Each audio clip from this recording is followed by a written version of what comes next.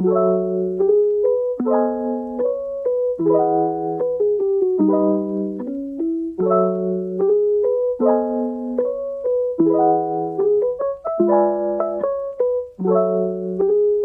name is Amanda and I go to LSU. I'm currently majoring in business and this is my second year there.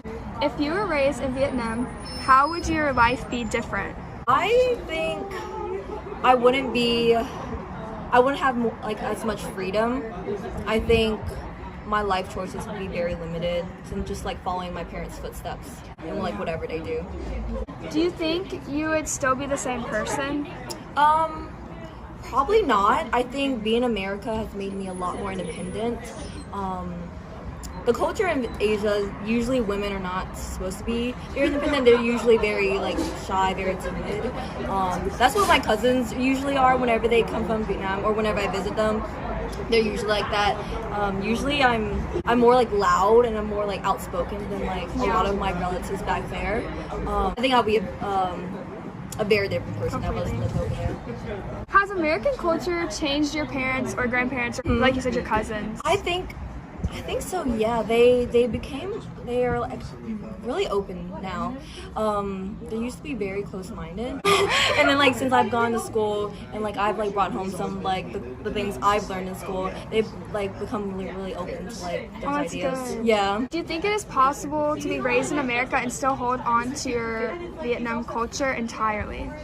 Not entirely, because you'll have like two different cultures. Like it's really hard to like be involved totally in one culture whenever your surroundings, like everywhere you go is another culture. Yeah. So like you can still have like your Vietnamese culture like at home, but like whenever you're at school or at work, it's like a totally different culture.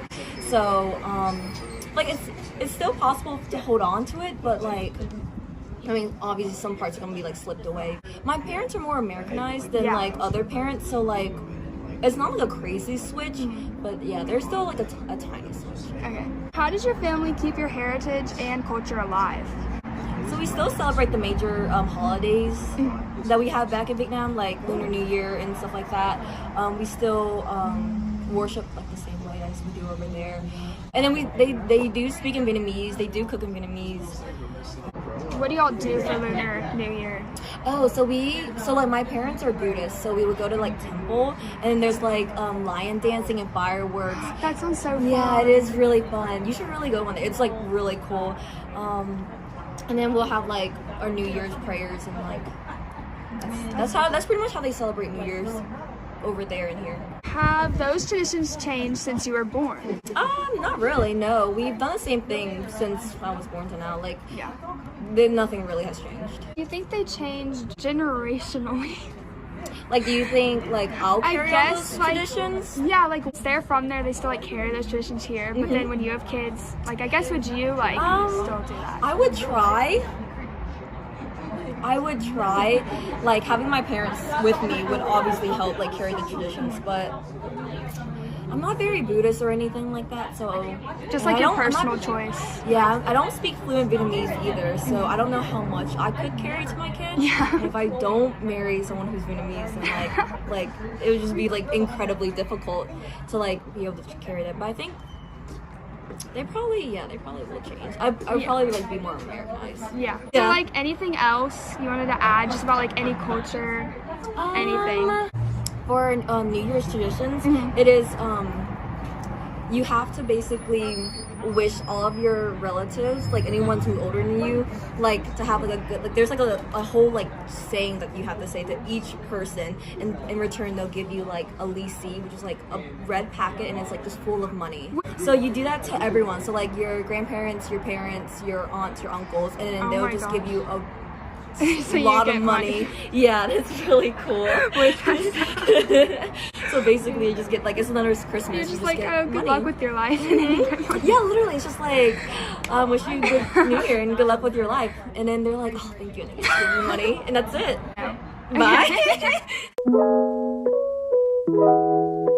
Hi, my name is Chloe. I know Allie from back when I was living in Baton Rouge. I currently live in Houston, Texas, and my family is from Mexico. So, if you were raised in Mexico, how do you think your life would be different?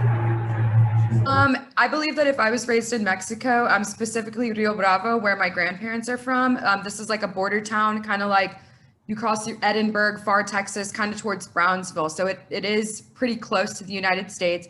But anyways, well, if I was raised there, I do think that my life would be different in a lot of ways, especially my access to education. I haven't been there in probably like 10 years. But when I was going over there a lot, the city was still very poor, very underdeveloped. And I just remember their high school being so busted looking, and it needed a lot of work. So I can't say that it's still like that now. It's been a while, but I do believe my education would be different. And I don't think that I would have had any, what is it? Like university experience. Like, I don't know if there's even like a university in some of the bigger cities around there. I would probably still end up, honestly, if I wanted to really go to school, to college, that would be hard. I would have to come to the United States. It's a big agricultural community there. So from what I remember, like a lot of people just go into like the farming, the women stay at home, or they, I don't even remember. I mean, I feel like all the little ladies are always at their house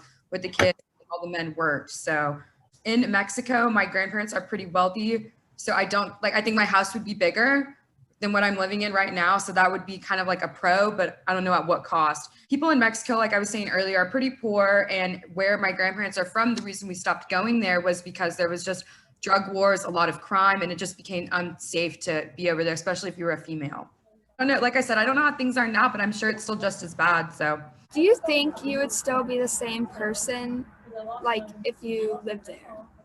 I don't know. That's really hard to say. I do think that I would still have like my sense of humor, because I remind myself, well, people say that I remind of my Theo Eddie, who's very like crazy, rambunctious, like outgoing. So I think I would still have that aspect of me. But then again, I mean, I would be exposed to a lot more like crime and dangerous situations. So like, I mean, if I got like raped or something, maybe I wouldn't be so happy go lucky. I mean, it's not safe over there. Like I said, for young women, a lot of them get trafficked. That's kind of a con of being so close to the border and pretty close to the Gulf of Mexico, just because of the human trafficking that goes on.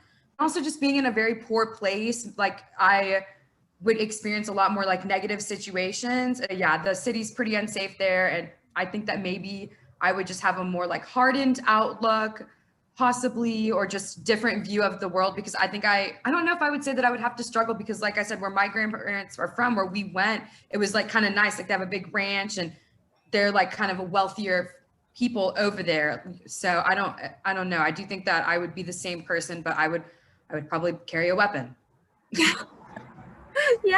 Like I would probably be like, and I don't carry one right now, but I don't know. I just think it would be dangerous. So I don't know though, because it's kind of like, because fortunately in my life, I haven't really had anything bad, thank God, happen to me that would affect the way that I am in like social settings. So it would have to be something that were to happen, which I think is more likely in a place like that I would be like scared to go out in public. I mean, my grandparents don't leave their house when they're over there past like 5. Once the sun goes down, they stay in, and shoot, I'm not going to be out and about if there's going to be shootings and stuff, or, just bad things happen in the dark over there. So has American culture changed your grandparents? Or if were your parents raised there? My mom was there until I think she was like 8 or 9. She did elementary school here in Houston, and my dad, his parents, I think like my grandma was born there on his side, but like he and my grandpa and like the rest of his family were born in America. Okay, so how would you say American culture has changed them? I mean, like they had to learn English, so that's tough. I mean, my grandparents on my mom's side don't speak any English really. They understand it though, but I do think that being in America has definitely made their lives better, especially their access to healthcare. But I mean, maybe just like certain things like going shopping in certain places. I mean, they still dress very, like, I don't know, like you can just tell they're Mexican. Like, they don't really followed suit. I mean, they have iPhones now. That took them forever. They just got them like within the last year. As far as American culture changed them, I don't think that's changed my grandparents on my mom's side, my grandparents on my dad's side. Yeah, because they spoke English. She's a teacher. Like it did change. So do you think it is possible to be raised in America and still hold on to your Mexican culture? I don't think it's possible to do it entirely, because you're just going to still have those influences from American culture. Like watching Super Bowl, NBA. Like they don't have that in Mexico. Like it's I know. so or like I mean wrestling, I guess, but that type of thing. I mean, I watch football all the time. We're really big into LSU football, NFL, Yes. that thing. So it would be hard to be entirely, that's Thanksgiving. That's not a Mexican thing. Yeah. How does your family keep your heritage and culture alive here? I would just say continuing to speak Spanish is a way to do that. Although in Houston, there's so many Hispanic people. It's like more Hispanics than like I guess other cultures, whatever. But yeah, we eat a lot of Mexican food. Like my parents still cook, at least my mom, very close to what they would eat back over there. And I mean, just like traditions, especially those like religious traditions, like Catholic. I mean, my family's not super Catholic, but some of my other family members are. And that is where you see like there's been no change really. So that's, I think, a way they can keep things alive. And like little holidays like Dia de los Muertos, like stuff like that we do every now and then, making tamales, like just that kind of stuff, food. Do you want to like talk about some of those holidays or something? Like tell us what it is. Well, one thing that I would tell your mom about, I don't know, I don't make fun of any type of culture, but there's just like my family, they're non-denominational. So for example, like on Christmas in our culture, they celebrate it on Christmas Eve. So that's like Mexican Christmas. Same thing like Mexican Mother's Day is always May 10th, not like the Sunday. Like, you know what I'm saying? Like, we all, I think in American culture, it's like the second Sunday of May or something. It's always May over there. And so there's that, but back to what I was saying. So there's like around Jesus's birthday, I don't want to speak incorrectly, but there's just a tradition that my uncle's family does where they just do a very intense rosary.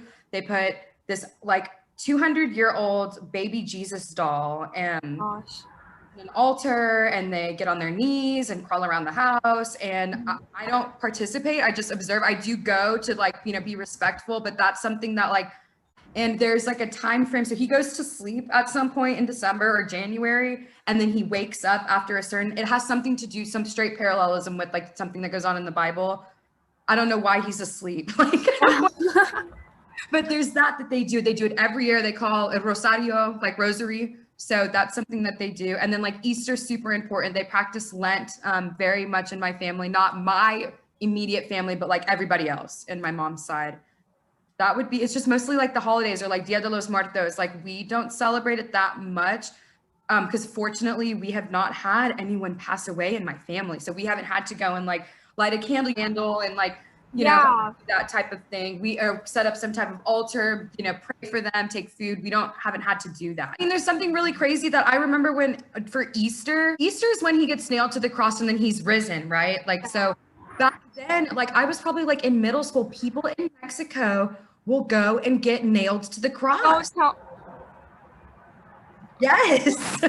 And you would like watch it on TV. Like, so that was something that was very strange, but I'm like getting my hair done in Mexico and everyone's like watching and they're like, oh, last up there. And I just, I don't know what type of, I mean, like it's that, I mean, people watch that. So yeah, I'm not about to be doing that, but like for Thanksgiving, do y'all kind of do like both, like still Mexican dishes and still turkey, or is it just American? Not my family. I mean, not even my Tio Eddie anymore, honestly. She'll make like champurrado, which is like this drink, sweet.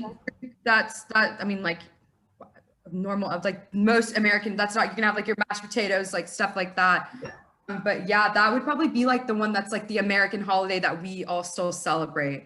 Yeah. So, I mean, it's pretty much the same as your traditional like dishes. We don't make like Mexican food. I think one time my uncle wanted tortillas, but you can't eat that with turkey. So like that's not how this works. Do you think that they change generationally? So now that you're like raised here and when you have kids, do you think like those traditions will still follow you and your grandkids here in America? Well, yeah, I mean, I like Christmas Day, but my family likes Christmas Eve. So like that would be something that I might alter. Like I might do the Christmas Day thing and not the Christmas Eve thing like the rest of my like like my other family will do. Or I mean, I'm not gonna do the Rosarios. Like I'm not doing that. Yeah.